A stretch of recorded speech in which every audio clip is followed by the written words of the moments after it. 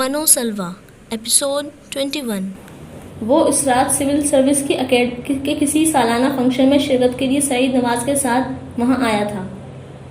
شینا کو بھی اس فنکشن میں آنا تھا، مگر ہمیشہ کی طرح اس نے آخری لمحات میں یہاں آنے کے بجائے کہیں اور جانا پسند کیا۔ وہ سعید نواز کا داماد نہ ہوتا تو شاید اس سے تقریب میں آنے کا موقع ہی نہیں ملتا۔ یہ جونیئرز آفیسرز کی گیدرنگ تھی۔ وہاں جونیئرز آفیسر وہی تھے جو اپنے اپنے خاندانوں کی وجہ سے وہاں موجود تھے، اور سعید نواز کبھی اسے ایسی جگہوں پر لانا نہیں بھولتا تھا، اور وہ بھول بھی جاتا تو شیراز خود اسے یاد کروا دیتا۔ وہ جتنے تعلقات اور شناسائیاں ایک گیدرنگ سے بنا سکتا تھا، پورے سال میں بھی نہیں بنا پاتا۔ میں آج صرف پریزاد کی وجہ سے آیا ہوں۔ شیراز کے ہاتھ سے ڈرنک کا گلاس چھوٹتے چھوٹتے بچا۔ وہ جس ڈنر ٹیبل پر تھا وہیں پر کچھ آگے اس نے تقریباً اپنی ہی عمر کے لیکن اس سے ایک دو کامن سینئر آفیسرز میں ایک کو کہتے سنا۔ چند لمحوں کے لیے اسے لگا تھا اس کا دل اچھل کر باہر آ گیا ہے۔ پریزاد کا وہاں کیا کام تھا؟ اس کے دل میں بے اختیار خیال آیا، پھر جیسے اس نے تصحیح کی، زینی وہاں کیا کرنے آ رہی تھی؟ تو تمہارا کیا خیال ہے میں کس لیے آیا ہوں؟ سب پریزاد کے لیے ہی آئے ہیں یہاں، جتنی دیر ہے اس کی پرفارمنس میں، دوسرے آفیسر نے جواباً کہا تھا۔ پتہ نہیں، میں نے پروگرام چیک نہیں کیا، لیکن ظاہر ہے سب سے لاسٹ ہی ہوگی۔ شیراز نے اپنے سامنے ڈنر ٹیبل پر پڑے پروگرام کارڈ کو کھول کر دیکھنا شروع کر دیا۔ پریزاد کی پرفارمنس واقعی پروگرام کے اختتام پر تھی۔ پاپا بتا رہے تھے 10 منٹ کی پرفارمنس کا 10 لاکھ روپے دیا گیا ہے پریزاد کو۔ وہ آفیسر کسی ایڈیشنل سیکریٹری کا بیٹا تھا۔ شیراز نے پروگرام کارڈ دوبارہ ٹیبل پر رکھ دیا۔ اس نے اس سے گزرتے ویٹر سے سافٹ ڈرنک کا ایک اور گلاس لیا۔ اسے یقین تھا اس کے چہرے پر کہیں نہ کہیں نظر آنے والے خطرے ضرور نمودار ہو رہے ہوں گے۔ اس کے کان ان دونوں آفیسرز کی باتوں پر لگے ہوئے تھے۔ وہ دونوں کافی جوش و خروش کے عالم پریزاد کو ڈسکس کرنے میں مصروف تھے۔ یہ نہیں تھا کہ شیراز کو پتہ ہی نہیں تھا کہ زینی کیا کر رہی تھی۔ وہ ماڈلنگ سے لے کر فلم انڈسٹری تک کے بارے میں ہر چیز سے واقف تھا۔ سڑکوں پر لگے بل بورڈ پر اس کا چہرہ بھی اس کی نظروں سے اوجھل نہیں تھا۔ وہ شوز میں اس کی مقبولیت اور اس کے اسٹارڈم سے بھی واقف تھا۔ اس کے باوجود اس کے لیے پریزاد کبھی نہیں بن سکی۔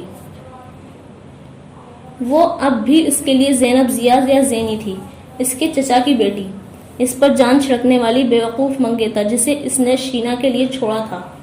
وہ اس کے لیے سابقہ تھی، اور اس کے بیک گراؤنڈ کو جانتے ہوئے یہ بہت مشکل اور ناممکن تھا کہ وہ پریزاد سے اس طرح فیسینیٹ ہوتا جس طرح دوسرے لوگ ہوتے تھے یا میڈیا ہوتا تھا۔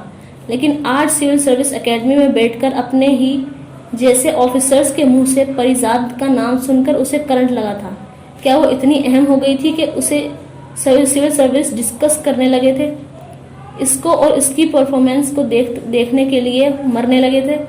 اور کیا زینی کا وقت اتنا قیمتی تھا کہ وہ اپنے کچھ منٹوں کا معاوضہ لاکھوں میں لینے لگی تھی؟ شیراز کو یقین نہیں آ رہا تھا کہ اور پھر اسے وہی خیال آیا تھا جو اسے سب سے پہلے آنا چاہیے تھا۔ کیا وہ وہاں اسے دیکھنے پر اسے پہچانے گی، اور پہچانے گی تو کس رد عمل کا اظہار کرے گی؟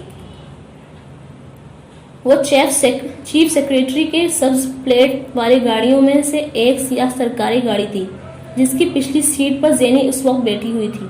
ڈرائیور کے برابر والی سیٹ پر وہ آدمی بیٹھا تھا جو پروٹوکول کے طور پر اسے لینے آیا تھا۔ وہ 2 سال میں سرکاری آفیسرز کے لیے یہ پہلا فنکشن تھا جس میں وہ پرفارم کر رہی تھی، ورنہ اس سے پہلے وہ ہر آفر ریجیکٹ کر رہی تھی۔ اسے سول سرونٹس سے نفرت تھی۔ اس کے باوجود اس نے جب سے اشتیاق رنداوا کے ساتھ اٹھنا بیٹھنا شروع کیا تھا، اس کا سرکاری آفیسرز سے دن رات سامنا ہوتا تھا۔ لوگ ان کو باہر سے جانتے تھے، وہ انہیں اندر سے جاننے لگی تھی۔ اس بار چیف سیکریٹری نے اس فنکشن میں پرفارمنس کے لیے اس سے رابطہ کیا تھا، اور چیف سیکریٹری کا پاکستان کا ہر چھوٹا بڑا آفیسر جانتا تھا کہ وہ اشتیاق رندھاوا کی منظور نظر ہے۔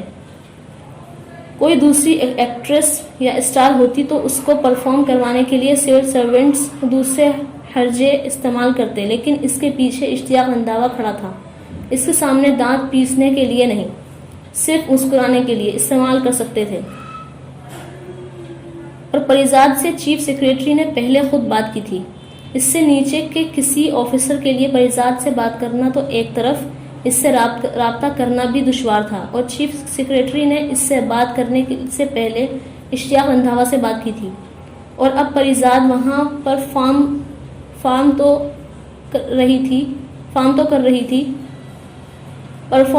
تھی مگر اپنے منہ مانگے معاوضے پر اور پورے سرکاری پروٹوکول کے ساتھ جو اشتیاق رندھاوا کے کہنے پر اسے دیا جا رہا تھا، اور جو پریزاد سے پہلے کسی ایکٹریس کو نہیں دیا گیا تھا۔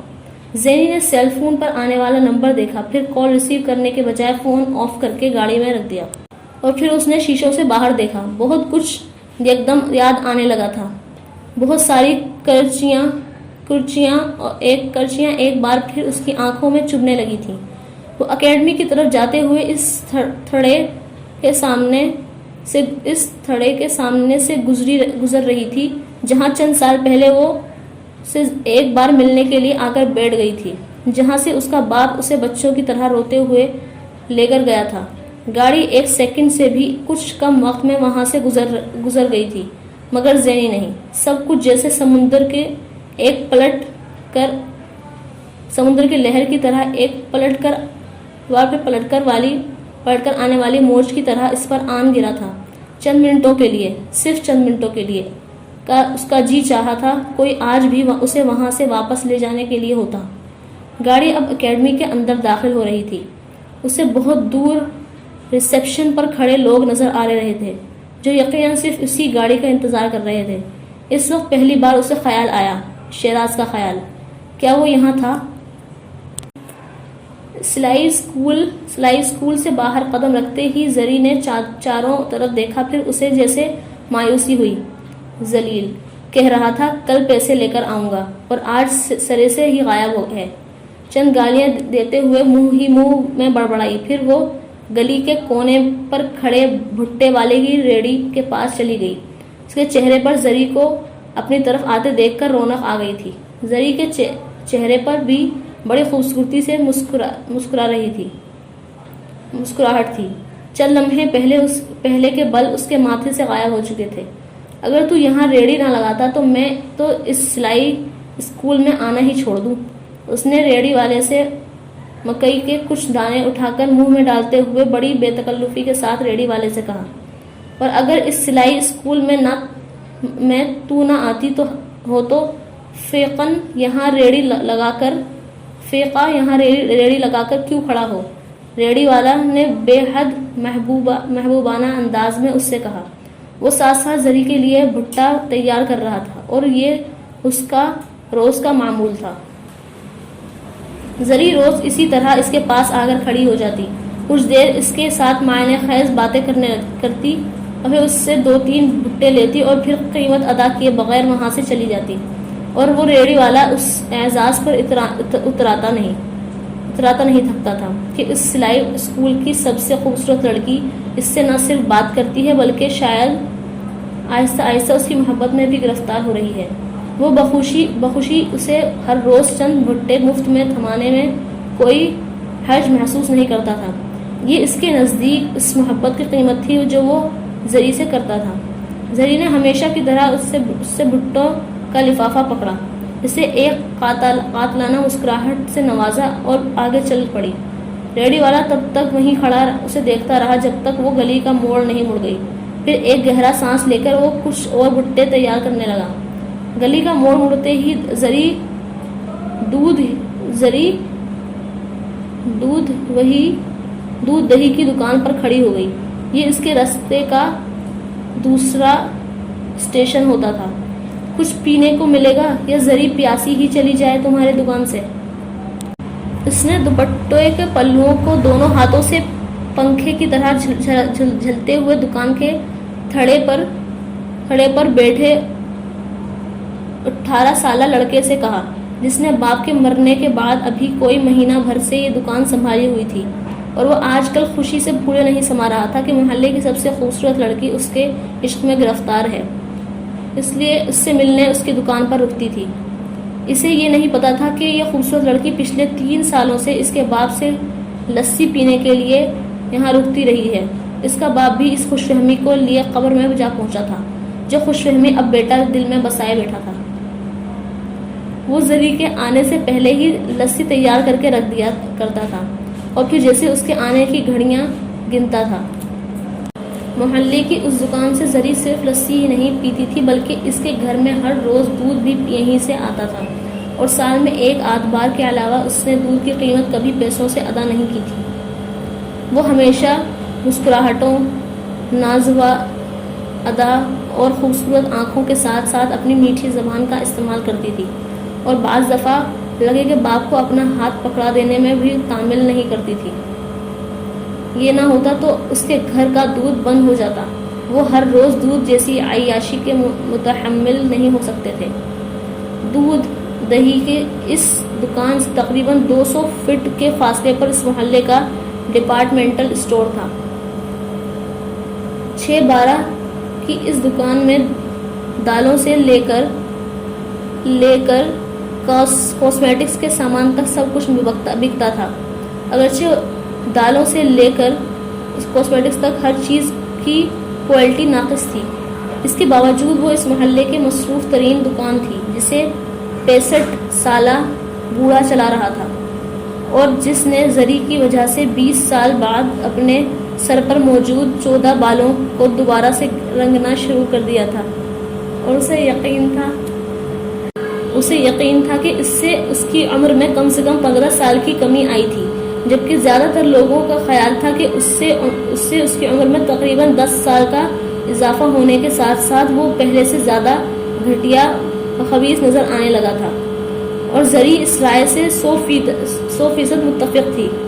البتہ اس نے زبان سے اس کا اظہار کبھی نہیں کیا تھا۔ وہ بوڑھے کو دیکھ کر مسلسل مسکراتی رہتی، اور وہ دونوں مسلسل ایک دوسرے کی آنکھوں میں آنکھیں ڈال کر مسکراتے رہتے، اور اس کام کے دوران زری کاؤنٹر پر بکھرے جیولری کا یا کاسمیٹکس کے سامان سے کچھ نہ کچھ خرید لیا کرتی تھی۔ یہ اس سامان کے علاوہ ہوتا جو وہ بوڑھا خوش دلی سے زری کو کبھی عاریتن اور کبھی مستقل طور پر دے دیا کرتا تھا۔ آج بھی اس نے زری کو جھمکوں کی ایک جوڑی تحفے میں دی تھی۔ زری کا چہرہ کھل اٹھا تھا۔ دکان سے اترتے ہوئے وہ جھمکے اس کے کانوں میں ہلکورے لے رہے تھے۔ زری بلا جھجک محلے کے تمام مردوں کی جان تھی۔ وہ جتنی بار بھی اپنے گھر سے نکلتی محلے کے مردوں کے دل کے تاثر دیکھتی تھی۔ اس تنگ و تاریک ٹوٹی پھوٹی گلی میں کے اس حصے میں ہمیشہ بہت رش ہوتا تھا، جہاں زری کا گھر لڑکے کے بغیر کسی وجہ کے اس کے گھر کے سامنے سے گزرتے، پھر بار بار گزرتے، اور پھر ہر بار ان کی نظریں گھر کے دروازے کے سامنے لٹکے پھٹے ہوئے پردے سے اندر جھانکتی زری کو تلاش کرتی، جو کبھی کسی کو سامنے سے دیکھ کر دروازہ تک آ ہی جاتی تھی، اور بعض دفعہ تحفوں اور تحفوں کا تبادلہ زری کے گھر کے دروازے پر ہوتا تھا۔ زری دن میں کم سے کم 10 سے 15 چکر بڑی گلی کے دکانوں کے لگاتی، اور وہاں ایک ہی وقت میں بہت سے مردوں کو اپنی آنکھوں اور مسکراہٹوں سے محبت کا یقین دلاتی ہوئی گھر آتی۔ پھر اسے محلے کے ایسے گھر میں کام پڑ جاتا جہاں پر کوئی نہ کوئی ایسا لڑکا ہوتا جو اس پر کچھ خرچ کرنے کے قابل ہوتا، اور کچھ اس کو کوئی تحفہ ہی دے دیتا، اور جب وہ یہ راؤنڈ بھی پورا کر چکی ہوتی تو پھر وہ اپنے دروازے میں کھڑی محلے میں آنے والے ہر سبزی اور پھلوں کی ریڑھی والے کے ساتھ کچھ میٹھی میٹھی باتیں کرنے کے بعد اس ریڑھی سے کچھ نہ کچھ اٹھا لیتی۔ اپنے گھر کے دروازے تک پہنچ کر اس نے اپنا دوپٹہ ٹھیک کیا، اپنے ہونٹوں کی لپسٹک ہلکی کے کونے سے دوپٹے کے کونے سے رگڑی، پھر پردے کو ہٹاتی ہوئی اندر داخل ہوئی۔ پہلا قدم اندر رکھتے ہی کسی نے اس کے چہرے پر زناٹے اور تھپڑ مارا تھا۔ چند لمحوں کے لیے زری کی آنکھوں کے سامنے اندھیرا چھا گیا تھا۔ تھپڑ اتنا ہی زوردار تھا مگر تھپڑ سے زیادہ یہ شوق تھا جس نے اسے حواس باختہ کیا تھا۔ اپنے گال پر ہاتھ رکھے اس نے اگلے ہی لمحے دوسرے ہاتھ سے اپنا چہرہ چھپا لیا تھا، ورنہ اس کے باپ کا اگلا تھپڑ اس کے دوسرے گال پر پڑتا۔ اس کے باپ نے اس کے چہرے کو نشانہ بنانے میں ناکام رہنے کے بعد اسے بالوں سے پکڑ لیا تھا۔ روزمرہ کے معمول کے مطابق وہ مغلوطات کے ابلتے طوفان کے ساتھ یہ جاننا چاہتا تھا کہ اس سلائی اسکول سے گھر واپس آنے میں اتنی دیر کیوں لگتی تھی، اور زری ہمیشہ کی طرح جھوٹ بولتی تھی۔ سچ وہ بتا نہیں سکتی تھی اور اس کے جھوٹ اس کے باپ کے لیے ناقابل یقین تھے۔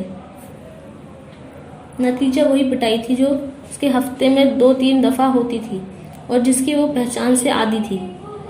باپ سے اس کا تعلق گالیوں اور پٹائی کا تھا اور یہ رشتہ ہر گزرتے دن کے ساتھ مضبوط ہوتا جا رہا تھا۔ زری 7 بہنیں تھیں اور وہ بہنوں میں چوتھے نمبر پر تھی۔ اس کی بڑی تینوں بہنیں شادی شدہ تھیں وہ ویسی ہی زندگی گزار رہی تھی جیسی وہ اپنے باپ کے گھر میں گزارتی تھیں۔ ان کے شوہر انہیں ویسے ہی رکھتے تھے جیسے ان کا باپ انہیں پیٹتا تھا، اور ویسے ہی 1 روپے کے لیے ترساتے تھے جیسے ان کا باپ ترساتا تھا۔ اس لیے شادی کے 2 دن کے اچھے کھانے اور چند نخرے اٹھائے جانے کے علاوہ ان کی زندگی میں کوئی تبدیلی پیدا نہیں کی تھی۔ شادی سے پہلے بھی باپ کے گھر وہ سلائی اور اسی طرح کے دوسرے چھوٹے موٹے کام کر کے اپنے اور اپنے گھر کے اخراجات میں مدد کرتی تھی، اور شادی کے بعد بھی ان کی زندگی کے معمولات میں تبدیلی نہیں آئی تھی۔ اس کے باوجود روتے سسکتے وہ اپنی زندگی سے خوش تھیں، کیونکہ بالآخر وہ خود پر شادی شدہ کا لیبل لگانے میں کامیاب ہو گئی تھی۔ باپ کے سر سے آہستہ آہستہ 3 پہاڑوں کا بوجھ سرک گیا تھا جس نے اپنے گھر کی عورتوں کے لیے ببول کا پیڑ بنا دیا تھا۔ 10 منٹ تک اسی طرح بکتے جھجکتے اور زری کو پیٹتے ہوئے اس کا باپ بالآخر ہانپنے لگا تھا۔ زری ڈھیٹ تھی، وہ اپنی دوسری بہنوں کی طرح پٹتے ہوئے یا بعد میں روتی چلاتی یا معافیاں نہیں مانگتی تھی۔ وہ بڑے اطمینان کے ساتھ مار کھاتی تھی اور اس کی ڈھڑائی کی وجہ سے اس کے باپ کا پارا اور ہائی ہوتا تھا۔ اب اگر گھر سے قدم باہر نکالا تو میں تمہاری ٹانگیں توڑ دوں گا، اس کے باپ نے بالآخر آخری گالی دے کر اس کے بال چھوڑتے ہوئے کہا۔ یہ جملہ زری نے اسی کی طرح سنا تھا۔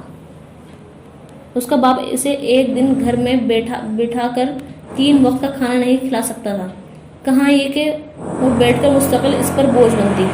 وہ ایک فیکٹری میں چوکیدار تھا اور اپنی تنخواہ میں سے صرف 500 روپے اس کو گھر چلانے کے لیے دیتا تھا، اپنی بیوی کو گھر چلانے کے لیے دیتا تھا۔ اگر اس نے 7 بیٹیوں کے ساتھ ایک بیٹا بھی پیدا کر لیا ہوتا تو یقیناً اس میں کچھ اضافہ ہو جاتا، مگر فی الحال یہی کافی تھا کہ وہ 500 روپے دے دیتا تھا۔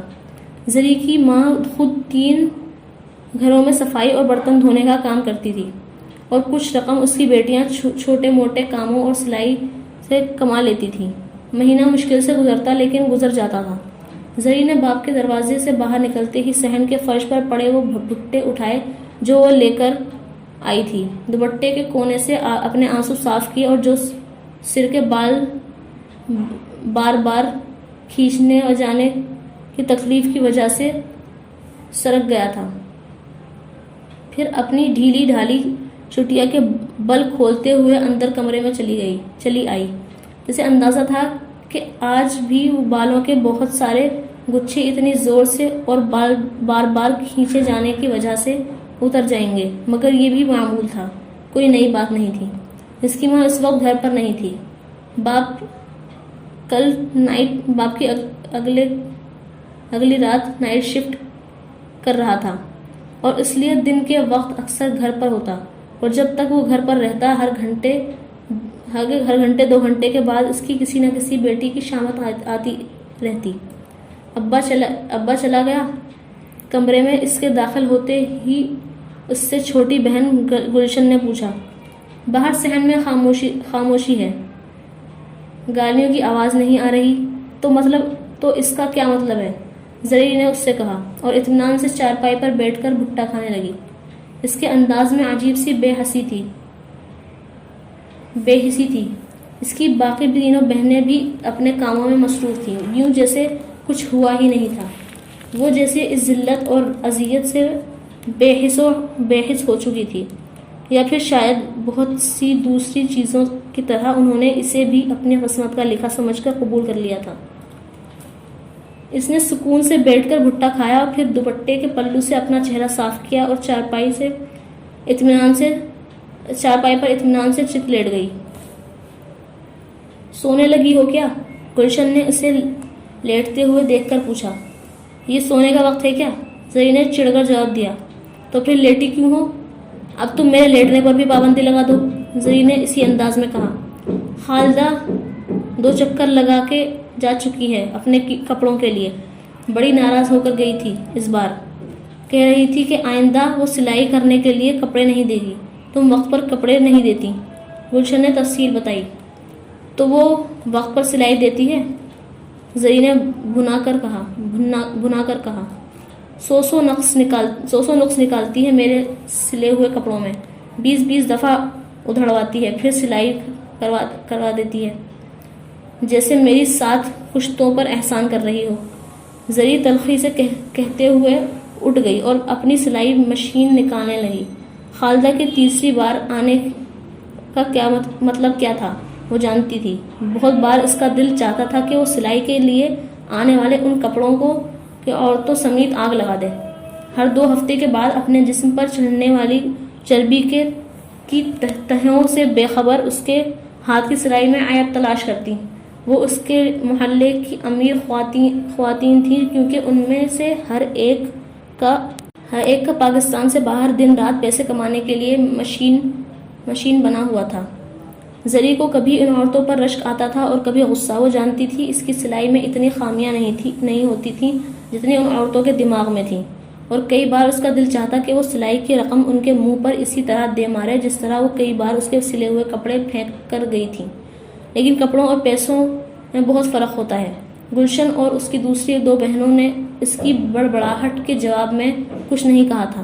اس کے گھر میں صرف زری تھی جسے وقتاً فوقتاً اور وجہ بے وجہ بڑبڑانے کی عادت تھی، اور اس کی اس بڑبڑاہٹ پر بھی اب کوئی دھیان نہیں دیتا تھا، جیسے سب کے لیے بیکار چیز تھی۔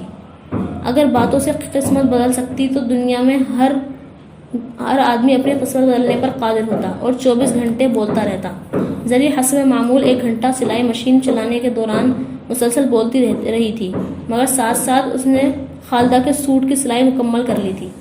جس وقت اس کی ماں گھر میں داخل ہوئی، زری ہمیشہ کی طرح خالدہ کا سوٹ اس کے گھر پہنچنے سے پہلے پہن کر آئینے کے سامنے کھڑی تھی۔ وہ مہنگے کپڑے پہننے کا شوق اسی طرح پورا کیا کرتی تھی۔ کتنی بار تجھ سے کہا ہے سلائی کے لیے آنے والے کپڑوں کو مت پہنا کر، اگر کوئی کپڑا خراب ہو گیا تو مصیبت کھڑی ہو جائے گی ہمارے لیے۔ اس کی ماں نے اسے جھڑکا۔ میں کپڑے پہن کر نہیں دیکھتی اماں، دوسرے کی قسمت پہن کر دیکھتی ہوں۔ یہ دیکھو، یہ میرے اوپر کیسے سج رہا ہے، بھلا اس طرح یہ خالدہ پر جچے گا؟ اس کالی کلوٹی موٹی بھدی خالدہ پر 5-10 منٹ پہننے سے دوسرے کی قسمت اپنی نہیں ہو جاتی۔ اس کی اماں نے حسرت سے کہا۔ اتار دے اب یہ کپڑے۔ جانتی ہوں دوسرے کی قسمت اپنی نہیں ہو جاتی، پھر بھی بھلا کتنی قیمت ہوگی اس جوڑے کی؟ تجھے کپڑے کی قیمت کی کیوں پڑی رہتی ہے ہر وقت؟ تو نے کون سا خریدنا ہے؟ اس کی ماں نے کھانے کی وہ چند چیزیں گلشن کو پکڑاتے ہوئے کہا جو وہ اس گھر سے لے کر آئی تھی جہاں وہ کام کرتی تھی۔ کبھی تو وقت آئے گا اماں جب میں بھی اس طرح کے کپڑے پہنا کروں گی، زری نے گہرا سانس لیتے ہوئے کہا۔ ہر وقت خیالی پلاؤ نہ پکایا کر، باپ تیرا چوکیدار ہے، ماں لوگوں کے گھروں میں کام کرتی ہے اور تو ان ہزار کے جوڑوں کے پیچھے پڑی رہتی ہے۔ رکھ اتار کر، ابھی خالدہ لینے آ گئی تو قیامت مچا دے گی۔ اس کی ماں تھکے انداز میں چارپائی پر لیٹ گئی اور ایک بیٹی سے اپنے پاؤں دبانے کے لیے کہا۔ میں تو تنگ آ گئی ہوں اماں سلائی کے اس کام سے، 1 روپے کے لیے لڑتے یہ بھی کوئی کام ہے؟ بھکاریوں سے بھی بدتر 30-40 روپے کے لیے ساری رات لگا کر کپڑے سینا اور اس پر بھی سو باتیں سنو۔ زری کپڑے بدل کر واپس کمرے میں آئی تھی اور آتے ہی ماں سے خفگی کے عالم میں کہا تھا، اچھا تو پھر نہ کر کام، ہاتھ پر ہاتھ رکھ کر گھر بیٹھ جا۔ رئیس باپ کی اولاد ہے، تو کیوں کرے گی اس طرح کے چھوٹے موٹے کام؟ ماں ہے نا تیری، ناز برداری کرنے اور جوتیاں اٹھانے کے لیے۔ زری نے جواب میں کچھ کہنے کے بجائے اس گھر کے اکلوتے کمرے سے نکل جانا بہتر سمجھا تھا، اور اسے پتا تھا اس کی ماں اب اگلے 2 گھنٹے اسی طرح بولے گی، اور یہ بھی امکان تھا کہ جوتا اتار کر اسے دے مارتی۔ 3 گھروں میں صفائی اور برتنوں کا کام کرنے کے بعد گھر آتی تو اپنی زندگی اور گھر سے اتنی ہی بیزار اور اکتائی ہوئی لگتی تھی۔ یہ اس کی زندگی کا 25 سال کا معمول تھا۔ زری کمرے سے نکل کر صحن میں آ گئی تھی اور سیڑھیوں کے نیچے بنے چھوٹے سے باورچی خانے میں جا کر اس نے گلشن سے ان روٹیوں میں سے ایک روٹی اور پلیٹ میں سالن لیا جو اس کی ماں کہیں سے لے کر آئی تھی، اور اسے کھاتے ہوئے سیڑھیاں چڑھتی چھت پر آ گئی۔ اسے پتا تھا جمال اس وقت تک چھت پر آ چکا ہوگا، اور چھت پر پہلا قدم رکھتے ہی اس نے جمال کو دیکھ لیا تھا۔ وہ ساتھ والے گھر کی چھت پر کھڑا تھا، مگر زری کے گھر کی طرف پشت کیے ہوئے تھا۔ عام طور پر دونوں گھروں کی چھتوں کو ملانے والی چھوٹی دیوار پر بیٹھا ہوتا تھا، مگر اس کا زری کے گھر کی طرف پشت کر کے کھڑا ہونا زری کے حلق میں روٹی کا لقمہ اٹکنے لگا۔ وہ آج پھر کسی بات پر ناراض تھا، یہ اس کے معمول میں شامل تھا۔ ہفتے میں 2 یا 3 بار وہ کسی نہ کسی بات پر اس سے ناراض ہوا کرتا تھا، اور زری اسی طرح بوکھلاتی تھی۔ وہ واحد شخص تھا جس کی وہ پرواہ کرتی تھی اور جس کی ناراضی اس کے لیے کچھ معنی رکھتی تھی۔ جمال کیا ہوا ہے تجھے؟ اس طرح منہ موڑے کیوں کھڑا ہے؟ زری نے روٹی پلیٹ میں رکھ کر پلیٹ منڈیر پر رکھی اور اسے پکارنے لگی۔ جمال نے پلٹ کر نہیں دیکھا، یعنی صورتحال سنگین تھی۔ زری اگلے لمحے سوچے سمجھے بغیر دونوں چھتوں کے درمیان دیوار پر چڑھ کر دوسری طرف کودی اور پھر چپکے میں اس کے پاس پہنچ گئی۔ میری چھت پر کیوں آئی ہے؟ چل اپنے گھر جا۔ جمال نے اس کے پاس آتے ہی بگڑ کر کہا، کیا ہوا ہے تجھے؟ اس طرح کیوں بول رہا ہے؟ زری نے اس کی بات کا جواب دینے کے بجائے بڑی بےتابی سے کہا، تجھے کیا فرق پڑتا ہے میرے اس طرح بولنے سے؟ کیوں فرق نہیں پڑتا؟ فرق پڑتا ہے تو پوچھ رہی ہوں۔ زری نے اس کا بازو پکڑتے ہوئے کہا، تو نے اختر سے جھمکے لیے ہیں؟ جمال نے کڑی نظروں سے اسے دیکھتے ہوئے کہا۔ چند لمحوں کے لیے زری کچھ بول نہیں سکی، پھر اس نے اسی انداز میں کہا، میں پاگل ہوں کہ اس سے کچھ لوں؟ اس نے سب لڑکوں کے بیچ کھڑے ہو کر کہا ہے، اور تو نے اعتبار کر لیا؟ زری نے شوقی نظروں سے اسے دیکھا۔ جھوٹ بولنے کے سوا اس وقت اس کے پاس کوئی چارہ نہیں تھا۔ نہ کروں تو اور کیا کروں؟ سارے محلے کے لڑکے کہتے ہیں کہ وہ تجھے چیزیں دیتے ہیں اور تو ان سے فرمائشیں کرتی ہے۔ کبھی تجھ سے کوئی فرمائش کی میں نے؟ زری نے اس کی بات کاٹتے ہوئے کہا۔ جمال پہلی بار چپ ہوا۔ نہیں پر تو پھر تو محلے کے لڑکوں کے بات پر کیسے یقین کرتا ہے؟ زری نے آنکھوں میں آنسو بھرتے ہوئے کہا، مجھے غصہ آتا ہے جب کوئی تیری بات کرتا ہے۔ اس کے آنسوؤں نے یکدم جمال کے غصے کو ٹھنڈا کر دیا تھا۔ سب کو پتا ہے زری تجھ پر مرتی ہے، اس لیے حسد کرتے ہیں تجھ سے۔ وہ تو جانتا ہوں میں، پھر بھی لڑتا ہے مجھ سے۔ پیار بھی تو کرتا ہوں، جمال نے پہلی بار مسکراتے ہوئے کہا، لیکن جھگڑا زیادہ کرتا ہے۔ زری نے آنسو پونچھتے ہوئے شاکی نظروں سے دیکھا۔ اس کے آنسو ہمیشہ کی طرح کارگر ثابت ہوئے تھے۔ اچھا اب نہیں کروں گا، جمال نے جلدی سے کہا۔ روز وعدہ کرتا ہے، روز توڑ دیتا ہے، وہ ناراضی سے بولی۔ تیری قسم اب ایسا کچھ نہیں کروں گا۔ پہلے کس کی قسم کھائی تھی؟ زری نے یاد دلایا، تیری۔ وہ ڈڈائی سے ہنسا۔ تو پھر بس رہنے دے، ہر بار میری قسم کھاتا ہے، وہ بھی جھوٹی، لگتا ہے جان سے مارے گا کسی دن۔ زری نے مصنوعی خفگی سے کہا۔ اس سے پہلے کہ جمال کچھ کہتا، ایک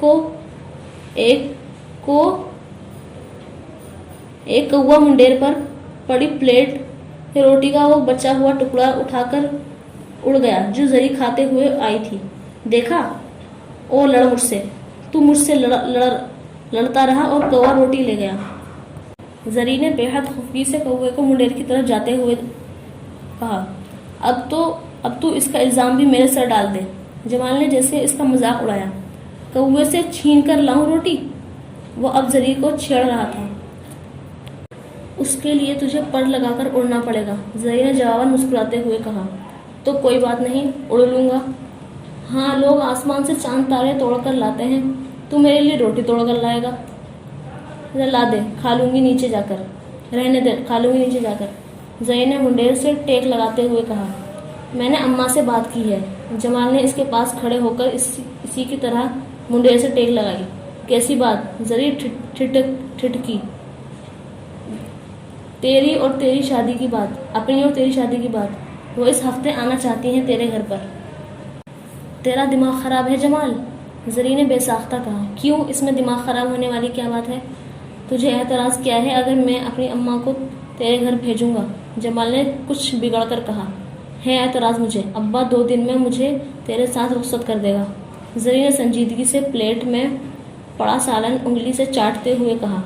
तो अच्छा ही है ना, तू नहीं चाहती कि तू मेरे घर आ जाए? चाहती हूँ, मगर इससे पहले ही चाहती हूँ कि तू कोई काम कर। ढूंढ तो रहा हूँ काम, जमाल ने बेहद बेजारी से कहा। यह वाहिद मौजू था जिसका जिक्र उसकी ज़बान से भी बुरा लगता था। ऐसे ढूंढते हैं काम? सारा दिन आवारा लड़कों के साथ फिरता है, पत्ते खेलता है। जरी ने कहा। तो और क्या करूं? काम नहीं मिलता तो वक्त तो गुजारना है मुझे। और इस पर तू शादी करना चाहता है?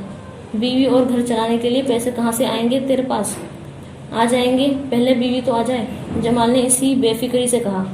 मैं इसीलिए शादी नहीं करना चाहती अभी। मैं नहीं चाहती कि पहले मैं अपना खर्च उठाती हूँ फिर तेरा उठाना पड़े।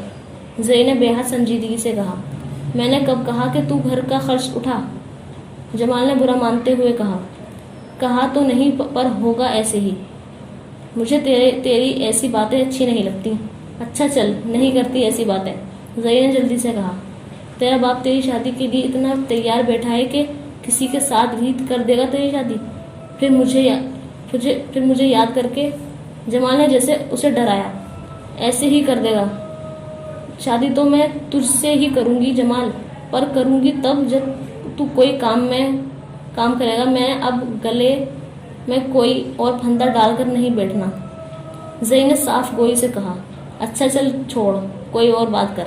जमाल को खदशा हुआ कि वो काम के बारे में उसे फिर कोई लंबा लेक्चर देगी। जरी को जमाल अपने बाप की कॉपी लगता था, मगर उसके बावजूद वो पागलों की तरह उस पर जान छिड़कती थी। वो गली के 100 लड़कों के साथ फ्लर्ट करती थी, मगर ये सिर्फ जमाल था जिसके इश्क में वो वाकई मुब्तला थी। दोनों तकरीबन हम उम्र थे और जरी की तरह जमाल भी निकम्मा निकट्टू सही, मगर शक्ल और सूरत के एतबार से मोहल्ले का सबसे खूबसूरत लड़का था। और जरी ही की तरह दिल फेंक भी था, मगर जरी के बरअक्स वो ये काम अपने मोहल्ले से दूर करता था, क्योंकि वो जानता था कि जरी इसे रंगे हाथों पकड़ लेगी। वो ऐसी ही तेज थी। और इसके बाद जरी से तो जाता ही, साथ ही इस माली इमदाद से भी जाता जो वो वक्तन फवक्तन उसकी करती थी। वो जरी का हमसाया था और 5वीं के बाद स्कूल से भाग गया था, और अगले 5 साल भी वहाँ रहता तो तालीम उसका कुछ नहीं बिगाड़ सकती थी। वो मोहल्ले में होने वाले छोटे मोटे जराइम में भी शरीक रहता और वाकई खुशकिस्मत था कि अभी तक जेल नहीं पहुंचा था। और इन तमाम हरकत के बावजूद जरी इसके इश्क में पागल थी। जमाल को देखकर जैसे उसकी सांस चलती थी, उसका दिल धड़कता था, और जमाल इस बात पर से बखूबी वाकिफ था, न सिर्फ उसकी उस कमजोरी से बल्कि इस कमजोरी को इस्तेमाल करने के तरीके से भी। इसे जरी की मोहब्बत से ज्यादा मोहल्ले की सबसे खूबसूरत लड़की को तमग़े के तौर पर अपने सीने सजाने और दुनिया की सताइश समेटने में ज्यादा दिलचस्पी थी। अगरचे वो जरी से मोहब्बत करता था, मगर ये मोहब्बत जरी की इससे की जाने वाली मोहब्बत इतनी ताकतवर नहीं थी। और जहाँ तक जरी का ताल्लुक था, वो जमाल के इश्क में पागल होने के बावजूद शादी के नाम पर बुरी तरह बिदक जाती थी। جمال کے گھر میں غربت کا وہی عالم تھا جو وہ خود اپنے گھر میں دیکھ رہی تھی. وہ ایک جہنم سے دوسرے جہنم کا فاصلہ کم سے کم اپنی مرضی سے طے نہیں کرنا چاہتی تھی، اور جمال کا گھر فی الحال اس کے لیے ایک دوسرا جہنم ہی تھا.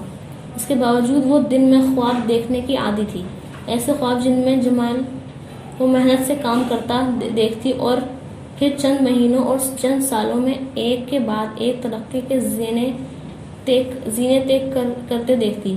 پھر ایک پرآسائش گھر، ایک آرام دہ خوبصورت زندگی، ویسی زندگی جیسی وہ محلے کے ان گھروں میں دیکھتی تھی جہاں کوئی نہ کوئی مرد کمانے کے لیے بیرون ملک گیا ہوتا. اس کا بس چلتا تو وہ جمال کو بیرون ملک بھی پہنچا دیتی، مگر وہ جانتی تھی صرف یہ ایک ایسا خواب تھا جس کا حقیقت میں بدلنا مشکل تھا. زری اور جمال دونوں کے پاس اتنے وسائل نہیں تھے کہ ایسا ممکن ہو سکتا، اور ایسا ممکن ہو بھی زیادہ تو زری کو یہ احساس تھا کہ جمال سہل پسند تھا. وہ کبھی زندگی میں آگے بڑھنے کی جدوجہد میں اس طرح ہاتھ پیر نہیں مار سکتا تھا جس طرح زری اسے مارتا دیکھنا چاہتی تھی. وہ زندگی میں چور دروازے ڈھونڈنے اور یقین رکھتا تھا، اور اس کے اور زری کے درمیان محبت کے علاوہ یہ واحد مشترک خصوصیت تھی. شیراز نے سانس روک کر اسے اسٹیج پر نمودار ہوتے دیکھا تھا، اور وہ اسے پہچان نہیں پایا تھا. وہ زینی سے واقف تھا، اور اس میں اور اس اسٹیج پر کھڑی پریزاد میں زمین آسمان کا فرق تھا. وہ بل بورڈز میں کبھی نظر آنے پر اسے پہچان نہیں پاتا تھا، مگر اسے یہ اندازہ نہیں تھا کہ اسے حقیقی زندگی میں اپنے سامنے دیکھ کر اس کے لیے اس میں زینی کی شباہت ڈھونڈنا مشکل ہو جائے گی. یہ اس کا چہرہ نہیں تھا جسے پہچاننے میں اسے وقت ہو رہی تھی، یہ کوئی اور چیز تھی جو اسٹیج پر کھڑی پریزاد کو اس کے لیے اجنبی بنا رہی تھی. اس کا چہرہ نہیں، انداز بدل گئے تھے. اس نے دو دوپٹے اور چادر میں لپٹی زینی کو ساری عمر گھر میں چار دیواری میں دیکھا تھا. وہ کہیں غائب ہو گئی تھی. یہ جو اسٹیج پر سینکڑوں لوگوں کے سامنے نیم عریاں لباس میں ناچ رہی تھی، یہ کوئی اور تھی. شیراز کے چہرے پر خون سمٹ آیا تھا. وہ اسے ناچتی اچھی نہیں لگ رہی تھی، مگر وہ اس سے نظریں بھی ہٹا نہیں پا رہا تھا. اس کی نیم جسم پر گڑی وہاں بیٹھے ہوئے مردوں کی نظریں اس کے لیے ناقابل برداشت ہو رہی تھیں، مگر خود اس کی بھی نظریں بھی اس کے جسم کے خد و خال کی پیمائش میں مصروف تھیں. اسے اگر اسٹیج پر تھرکتا اس کا وجود اچھا نہیں لگ رہا تھا، تو اس کا اٹھتا ہر قدم اور جسم کی ہر حرکت اس کی دھڑکن کو تیز بھی کر رہی تھی. پریزاد کو اگر پاکستان کی موسٹ وانٹڈ وومن کہا جاتا تھا، وہ اس اسٹائل کی حقدار تھی. اس نے اپنے 10 منٹ کی پرفارمنس میں وہاں بیٹھے مردوں کے وجود کو جیسے جکڑ کر اپنی انگلیوں سے باندھ لیا تھا. وہ چاہتی تو سول سروس اکیڈمی میں پاکستان کی تاریخ کا سب سے بڑا کٹپتلی تماشا شروع کر سکتی تھی. اس رات کا پروگرام 1 وومن شو تھا. وہ پریزاد کی رات تھی، مگر وہ پرستان نہیں تھا جہاں زینی اگر آتی تو شیراز کی بیوی بن کر اس سے 2 قدم پیچھے رہ کر چلتے ہوئے آتی. اسے ابھی اور اپنے بہن بن کر آنا تھا، جو بن کر یہاں اس وقت آئی تھی. یہ اس نے کبھی نہیں چاہا تھا. یہاں آنکھوں میں اس کے لیے جو کچھ تھا وہ دیکھنے کے لیے وہ یہاں کبھی نہ آنا چاہتی. جو کچھ ہو رہا تھا اس کی قسمت تھی یا اس کا انتخاب. کوئی زینی سے پوچھتا تو وہ اسے اپنی بدقسمتی کہتی، اور کوئی دنیا سے پوچھتا تو اس کا انتخاب کہتی. اسٹیج پر 10 منٹ کی پرفارمنس کے دوران اس نے سامنے بیٹھے مردوں میں صرف ایک مرد کو ڈھونڈنے کی کوشش کی تھی، اور وہ شیراز اکبر تھا، اور وہ اسے وہاں نظر نہیں آیا تھا. وہ اسٹیج سے بہت دور بیٹھا ہوا تھا، اور زینی اسے اتنی دور دیکھ نہیں سکتی تھی، اور دیکھ بھی لیتی تو کیا ہوتا، وہ کیا کرتی، یہ تو وہ خود بھی نہیں جانتی تھی. وہ پرفارمنس کے بعد نیچے آ کر جس ٹیبل کے گرد بیٹھی تھی، شیراز اکبر کو اس ٹیبل کے پاس سے گزرنے پر پسینہ آ جاتا. اس میز کے گرد بیٹھے ہوئے تمام افسران میں سے کوئی 20 گریڈ سے نیچے کا نہیں تھا. صرف پریزاد تھی جو وہاں وائلڈ کارڈ انٹری تھی، جس کا کوئی گریڈ، کوئی اسٹیٹس، کوئی بیک گراؤنڈ نہیں تھا، مگر وہ اس ٹیبل پر جیسے چیف گیسٹ کے طور پر موجود تھی. اور وہ تمام سرکاری افسر جو ماتھے پر شکنوں کے ساتھ اور سپاٹ چہرے اور سرد آواز اور انداز کے ساتھ اپنے ہر ماتحت اور اپنے پاس کام سے آنے والے افراد سے ملتے تھے، ان کے کلف لگے وجود اس وقت پریزاد کے لیے موم کے بن گئے تھے. وہ پریزاد کے خوشامدی قہقہے اور مسکراہٹیں چہروں پر لیے ہوئے اس سے جاننا چاہ رہے تھے کہ وہ اس کے لیے کیا کر سکتے ہیں. ہر ایک پریزاد سے ذاتی آشنائی چاہتا تھا، ہر ایک پریزاد کی یادداشت کا اور پھر اس کی زندگی کے لمحوں کا حصہ دار بننا چاہتا تھا. وہ پاکستان کے ذہین، قابل اور طاقتور ترین گدھوں کا ایک ٹولہ تھا جو انڈسٹری کے ایک نہیں لیکن خوبصورت ترین عورت کے قدموں میں بچھنے کو تیار تھے. یہ وہ لوگ تھے جو اس ملک کا نظام چلانے کے لیے تیار کیے جاتے تھے. اس میں سے ہر ایک کسی بڑے خاندان سے تعلق رکھتا تھا، طبقہ اشرافیہ کا فرد. ان میں سے ہر ایک پاکستان اور بیرون ملک کے بہترین اداروں سے تعلیم یافتہ اور تربیت یافتہ تھا. ان میں سے کئی ایک سے زیادہ زبانیں بولنے میں مہارت رکھتے تھے. ان میں سے ہر ایک کے گھر میں انہی جیسے بڑے خاندان کی کوئی خوبصورت اور اعلیٰ اداروں سے تعلیم یافتہ عورت بیوی کے طور پر موجود تھی، جو سوسائٹی کے ان کے ساتھ قدم ملا کر چلتی اور لوگ اس کے شوہر کی قابلیت اور عہدے کی وجہ سے رشک کرتے. اور اس سب کے باوجود وہ اپنے بچوں کی عمر کے برابر لوئر مڈل کلاس سے تعلق رکھنے والی اور بے حد رسمی تعلیم پانے والی شوبز کی اس بدنام زمانہ ہیروئن کے مداحوں اور عشاق کی فہرست میں اپنا نام ڈالنا چاہتے تھے، جس کا حسن اور جس کی شہرت اس کی واحد کوالیفیکیشن تھی، اور شوبز میں اتنے سال گزارنے کے بعد جانتی تھی کہ یہ کوالیفیکیشنز اس طرح کی کسی بھی عورت کے لیے بہت کافی تھی. وہ 15 منٹ اس ٹیبل پر ان 7 افراد کے ساتھ بیٹھی تھی، اور وہ جانتی تھی کہ وہاں موجود ہر بیٹھے مرد کی نظریں ان 15 منٹ کے دوران اسی ٹیبل پر لگی رہی تھیں. ہر ایک نے پریزاد کو اسٹیج پر دیکھا تھا، مگر ہر ایک پریزاد کو قریب سے بھی دیکھنا چاہتا تھا. وہ کیسے ہنستی تھی، اس کی آواز کیسی تھی، وہ قریب سے دیکھنے میں کیسی لگتی تھی. ان میں سے زیادہ باہمت مرد بہانے سے اٹھ کر 2-4 بار اس ٹیبل کے پاس آئے تھے. اگرچہ اس ٹیبل کے پاس آ کر پریزاد سے متعارف ہونے کی ہمت کسی میں پیدا نہیں ہوئی تھی. سعید نواز بھی اسی ٹیبل پر تھا، اور زینی کی تعریف میں سب سے زیادہ پیش بھی. شیراز نے دور بیٹھے ہوئے بھی سعید نواز کی نظروں اور انداز کو بھانپ لیا تھا. زندگی میں پہلی بار اسے اپنا سسر برا لگ رہا تھا. کیوں برا لگ رہا تھا؟ اور اس سے صرف سعید نواز نہیں، اس وقت وہاں بیٹھا ہر وہ مرد برا لگ رہا تھا جس کی نظریں زینی پر پڑی تھیں. وہ پریزاد کے بارے میں کیے جانے والے تبصرے سن رہا تھا، اور ان تبصروں کے ساتھ لگائے جانے والے قہقہے بھی. بعض پر اس کے کانوں کی لویں سرخ ہو رہی تھی، بعض پر اس کے ماتھے پر پسینہ آ رہا تھا، اور بعض پر اس کو کرنٹ لگ رہا تھا. مگر اس نے وہاں بیٹھے بیٹھے مختلف مردوں کی زبان سے پریزاد کی ہسٹری جان لی تھی.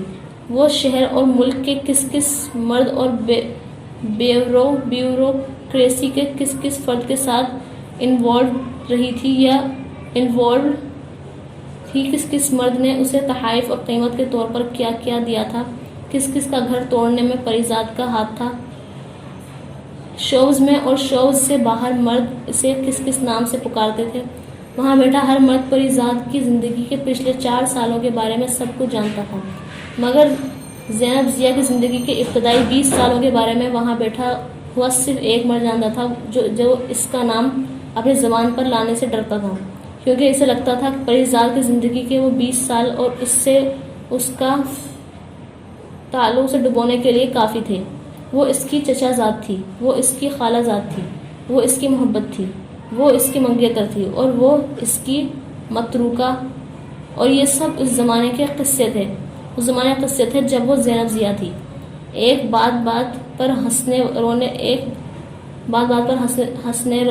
ہنسنے رونے والی لڑکی جس نے زندگی میں شیراز کے چہرے کے علاوہ کسی دوسرے مرد کے چہرے کو کبھی غور سے دیکھا نہیں تھا. کسی کے ساتھ بیٹھ کر بات کرنا تو دور کی بات تھی. اس زینب ضیا کے اندر کہاں چھپی بیٹھی تھی اور اس کے اندازوں میں کہاں کوئی فاش غلطی ہوئی تھی. پھر اس نے جانچنے اور پرکھنے کے لیے جو فارمولا اپلائی کیا تھا وہ غلط تھا. وہاں بیٹھے اسے دیکھتے ہوئے شیراز کو پہلی بار کسی غلطی کا احساس ہوا تھا اور وہاں بیٹھے اسے محسوس ہوئے شیراز زندگی میں پہلی بار اس کے قد و قامت سے خائف ہو رہا تھا. پیسے کی جس دوڑ میں اس نے زینی سے بہت پہلے دوڑنا شروع کیا تھا اس میں وہ اسے فی الحال بہت پیچھے چھوڑ آئی تھی. شیراز نے اعتراف کیا تھا. سر، آپ کو سعید نواز صاحب بلا رہے ہیں، ایک ویٹر نے اس کے قریب آ کر کہا. شیراز کو جیسے لگا کسی نے پوری قوت سے اس کے پیٹ میں گھونسا مارا تھا. سعید نواز کیوں بلا رہا تھا؟ اور اس وقت اس ٹیبل پر زینی کے سامنے جانا، اس ٹیبل پر بیٹھے افراد کے سامنے زینی کے ذریعے پہچانا جانا. میرے خدا! شیراز کا دل ڈوبا. اس نے بے اختیار اس ٹیبل کی طرف دیکھا جہاں سعید نواز بیٹھا ہوا تھا. وہ اسی کی طرف دیکھ رہا تھا اور اس نے سر کے اشارے سے جیسے ویٹر کے اس بلاوے کی تصدیق کرتے ہوئے شیراز کے لیے راہ فرار اور مسدود کر دی. وہ جس پناہ گاہ میں چھپا بیٹھا تھا اسے اس میں سے نکلنے کا حکم دے دیا گیا تھا. شیراز کو لگ رہا تھا اس کا دل اس کے جسم سے باہر آ جائے گا. وہ اتنی ہی رفتار سے دھڑک رہا تھا. اس کا اپنا وجود یکدم پتے کی طرح کانپنے لگا تھا. اسے پہلی بار روز قیامت پر یقین آیا تھا. کرسی سے اٹھ کر کھڑے ہوتے ہوئے اسے اپنی ٹانگیں جواب دیتی محسوس ہوئی تھیں. جیب سے رومال نکال کر اس نے سعید نواز کی ٹیبل کی طرف جاتے ہوئے ماتھے سے پر پسینہ کی بوندوں کو صاف کیا. گلے میں باندھی ہوئی ٹائی اسے پھندے کی طرح لگ رہی تھی. اپنے کپڑے اسے پسینے سے بری طرح بھیگتے محسوس ہو رہے تھے. اس نے ڈنر جیکٹ نہ پہنی ہوتی تو اس سفید شرٹ اس کے جسم سے چپکی صاف نظر آ جاتی. اس ٹیبل کی طرف جاتے ہوئے اس نے آیت الکرسی پڑھنا شروع کر دی.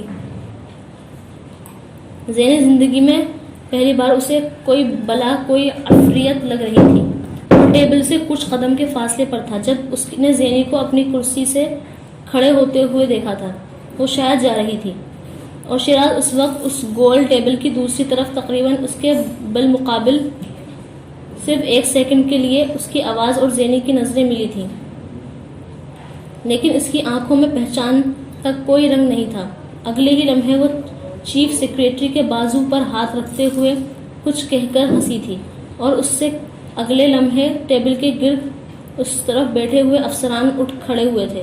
اس کے اور زینی کے درمیان لوگوں کی دیوار آ گئی تھی. زینی اب اس کی نظروں سے اوجھل ہو گئی تھی. شیراز نے برق رفتاری سے زینی کی ٹیبل کی طرف پشت کر لی.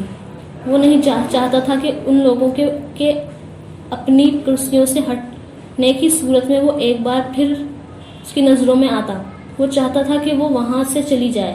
وہ واقعی جا رہی تھی. زینی نے اپنے سامنے ٹیبل کی دوسری طرف کھڑے ایک افسر سے بات کرتے ہوئے ایک لمحے کے لیے اپنی طرف پشت کیے کھڑے شیراز کو دیکھا.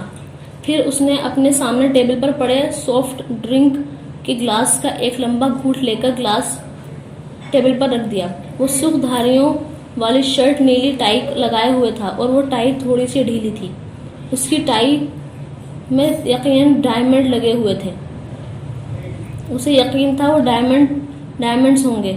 اس کے ڈنر جیکٹ کی کالر میں سرخ رومال کا کچھ حصہ بے حد خوبصورت انداز میں باہر نکلا ہوا تھا.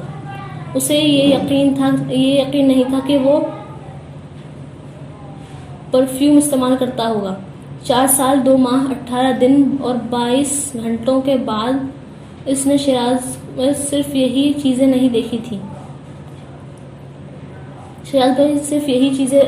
تھی.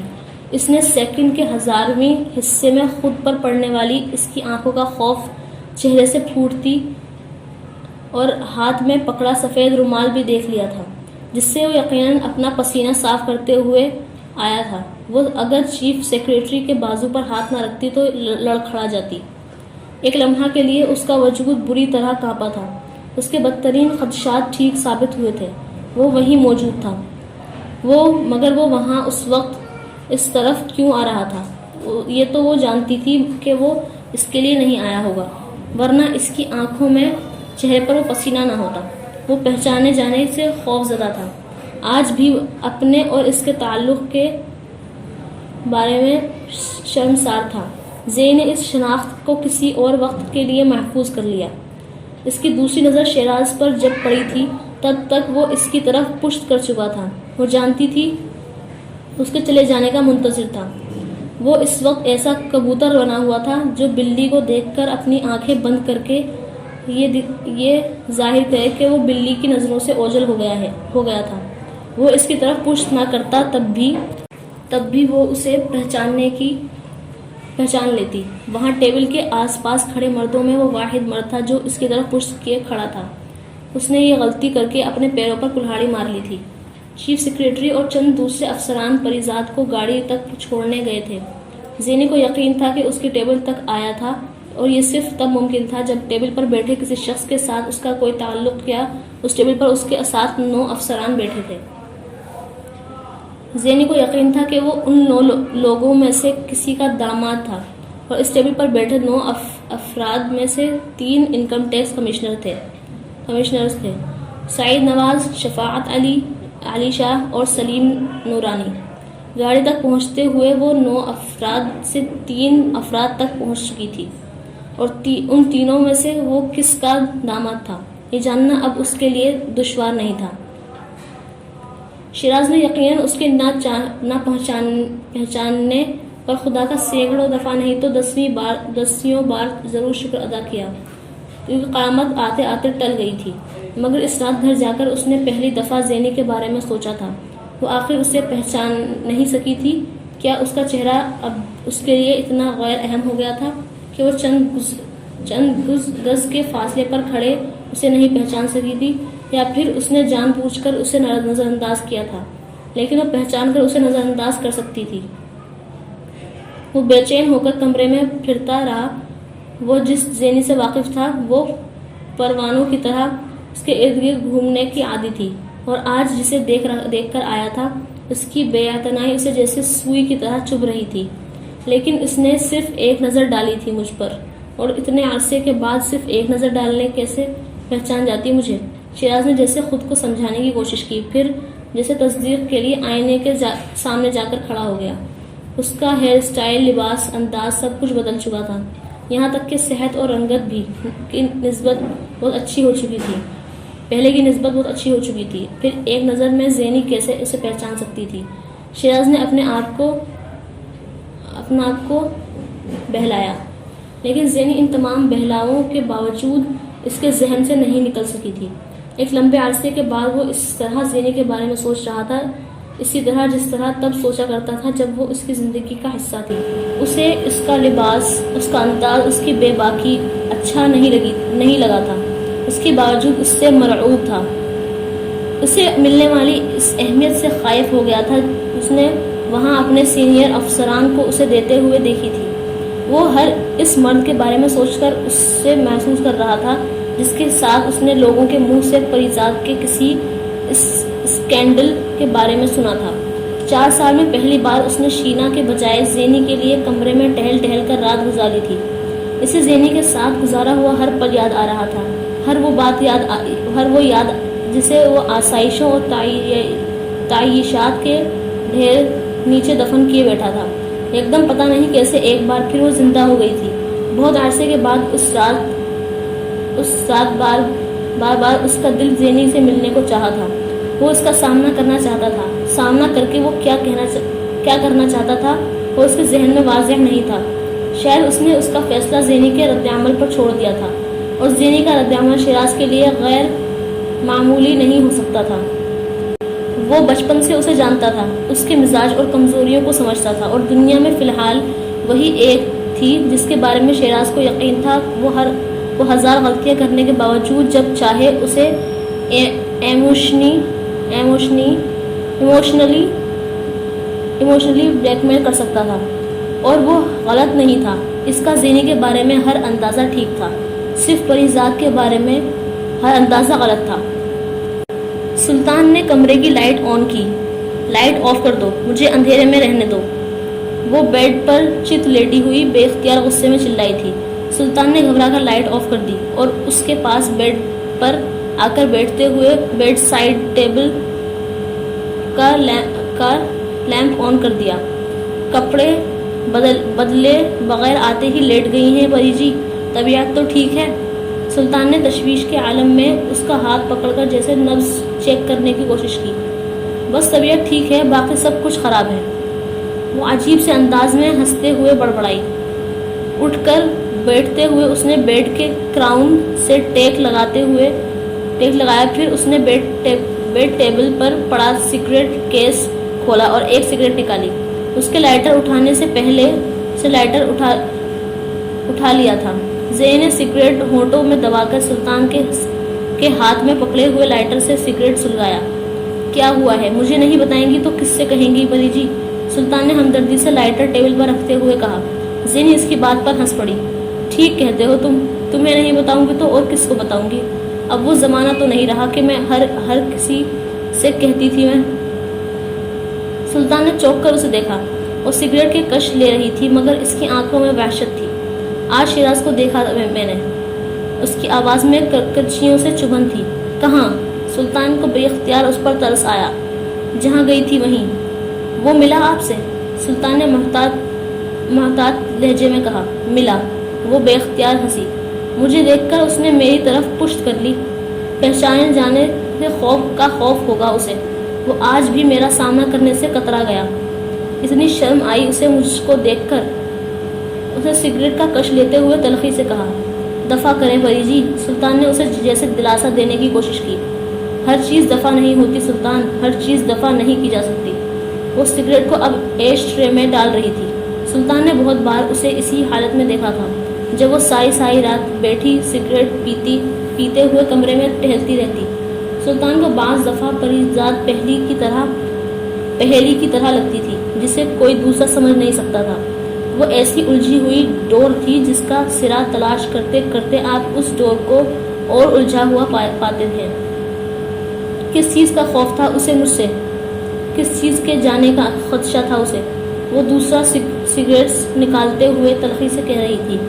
وہ کیا سمجھتا ہے کہ میری طرف پشت کر کے کھڑا ہو جائے تو میں اسے پہچان نہیں پاؤں گی؟ وہ سگریٹ سلگاتے ہوئے ہنسی. سلطان نے اس کی آنکھوں کو بھیگتے ہوئے دیکھا. وہ ایک بار پھر دھواں اڑانے لگی تھی. کیوں یاد کر رہی ہیں اسے؟ بھول جائیں سب کچھ. وہ آپ کے قابل نہیں تھا پری جی. سلطان نے اسے دلاسا دینا شروع کر دیا تھا.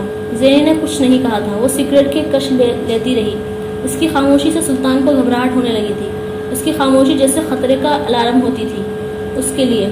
وہ جب تک بولتی رہتی سلطان کو فکر نہیں ہوتی تھی مگر جب اس طرح چپ ہوتی تو. پراچا نے آج فون کیا تھا. سلطان نے جیسے اس کی سوچوں کا رخ بدلنے کی کوشش کی. اس نے کش لگاتے رک کر اسے دیکھا.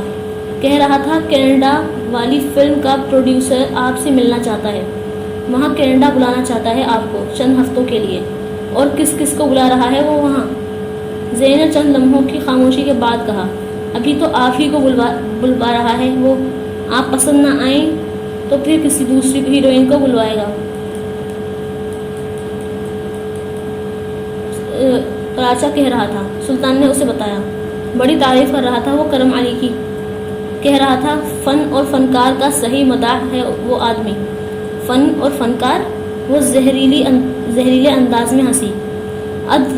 جلا سگریٹ ایش ٹرے میں پھینکتے ہوئے وہ بیڈ سے اٹھ کھڑی ہوئی. اپنے بیڈ روم میں رکھے ریفریجریٹر سے بیئر کا کوکین نکالتے ہوئے اس نے کہا.